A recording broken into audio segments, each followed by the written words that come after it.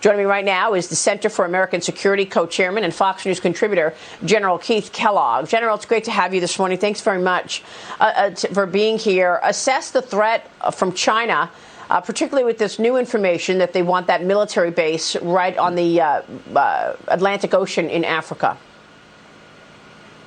Yeah, Maria, thanks for having me.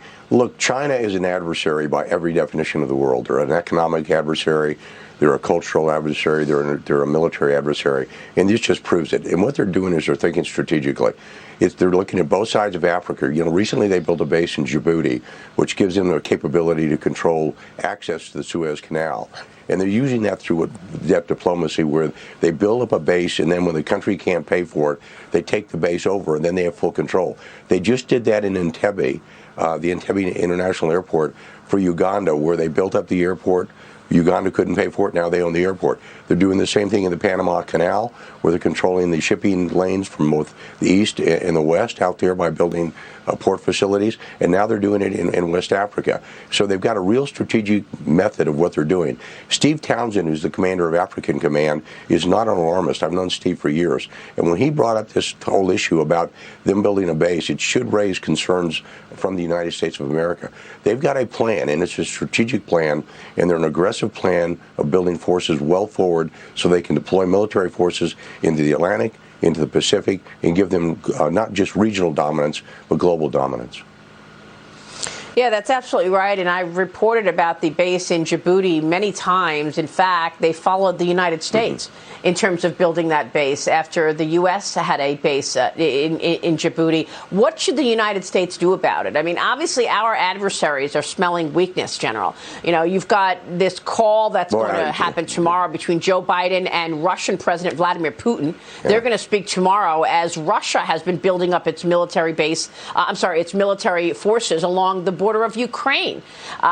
Your thoughts? Do you expect Russia to invade Ukraine anytime soon?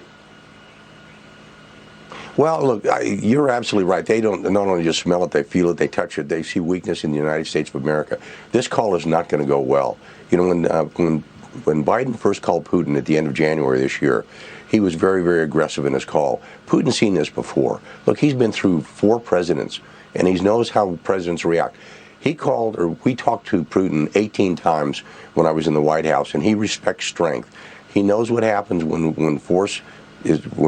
respect is forced upon him, and we did that. He saw that when we did with Soleimani, when we killed Russian mercenaries in Syria, when we went after Soleimani. He understood that. I don't think Biden's going to get a deal out of this at all. Biden is just going to make comments. Putin's going to listen, and then Putin's going to do what he wants to do. Putin has given us a red line, given the entire world a red line. He has told us, do not let Ukraine become a member of NATO. That's his red line. And I guarantee you, if we make efforts to bring Ukraine into NATO, then Russia will react. He looks at this as part of his territory, much like China is forcing the issue with Taiwan as well. So this is one of those, it's a very serious issue, and I'm very candidly, Maria, I'm not sure this president is up to it. Yeah, I mean, exactly. I mean, look, these are adversaries. The question has to become, why now, right? Why are we worried about Taiwan now? Why are we worried about, Ukraine now? And the answer is they're smelling weakness. Louisiana Senator John Kennedy joined me yesterday on Sunday Morning Futures, and here's what he is saying Joe Biden needs to do right now. Watch this. Well, weakness invites the wolves. Russia won't invade if President Biden and the Congress make it clear that there will be serious consequences if Russia does. What the president needs to do tomorrow, is sanction the Nord Stream 2 pipeline.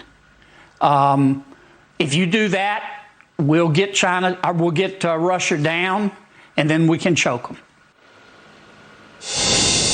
General, what are the odds this comes up with Biden's call with Putin? Would he sanction the Nord Stream? Yeah, well, he should. That's what we did under the Trump administration, because we saw that was a real weakness. But look, here's what else Biden needs to do. He needs to pick up the phone and call our NATO allies and all our friends in Europe and say, look, this is in your backyard. You've got a major interest here, and you need to push forward on building up your military capacity and actually going into Ukraine if necessary.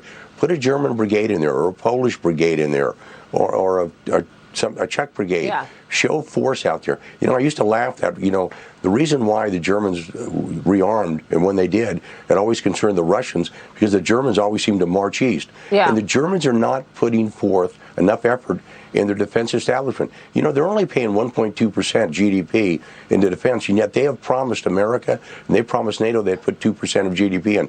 They're the ones pushing the Nord Stream 2 pipeline, and they're going to get 80% of their liquid natural gas through Russia. So, this is a huge European issue. So Biden not only needs to push Putin, Biden also needs to push all of the alliance, the European Union, in Europe as well, to contribute more to Ukraine's support. But General, you know as well as I do that Biden's not doing any of that, okay? And, he's not putting the pressure. He actually allowed the Nord Stream and Russia to send this gas and oil to Europe. And the same with China. What about this diplomatic boycott of the Olympics? So what? What does that mean? The world watched the CCP march into Hong Kong and start throwing freedom fighters in jail and start ripping up the place. The world has been watching the CCP steal intellectual property now for decades, bully their neighbors in the South China Sea. What is Joe Biden doing about China? Nothing. Yeah. Look, there's three major threats we've got facing the world right now, or the United States.